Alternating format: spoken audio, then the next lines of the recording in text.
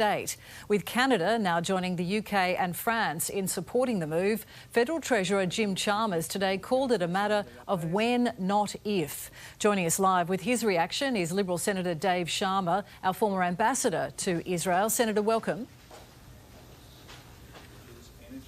Dave Sharma, can you hear me? Yes, I can hear you, Deb. Have you got me there? Yes, loud and clear. Now, okay. There's real international momentum building on this. There's a sense of urgency considering the suffering in Gaza. Should Australia be next to set out a timeline for recognising a Palestinian state?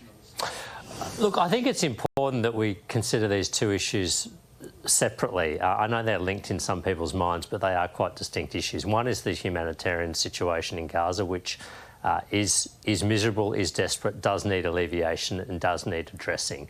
And the other question is, how do you secure peace between Israeli people and the Palestinian people in future, and how do you set the basis for a durable peace in the region? That's quite a separate question, and the question of Palestinian recognition, whatever your views on that, are not going to have an impact in the here and now on the humanitarian situation. But many world leaders believe that pressure does need to be brought to bear on Israel to bring about some urgent change, and that is why we've seen countries, many of them allies of Australia, pushing for recognition of the Palestinian state. Well, I think there is a good case to be made that Israel needs to do more to alleviate the humanitarian situation in Gaza. I've said as much publicly. Many other world leaders have done so as well. What do you think of Benjamin Netanyahu's comments that there is no starvation occurring in Gaza?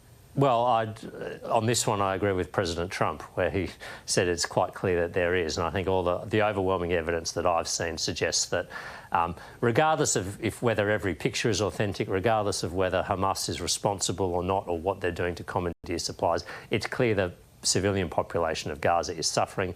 They're not getting enough food or medical equipment or medical aid, and that needs to change. So in light of that, is offering to recognise Palestinian statehood a way of bringing pressure on Israel to make some change?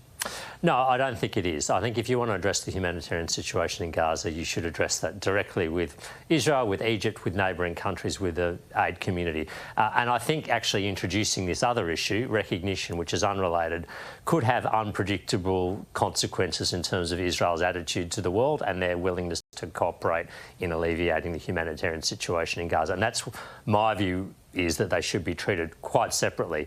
Yes, I would like to see a two-state solution. Yes, I would like to see a Palestinian state emerge over time.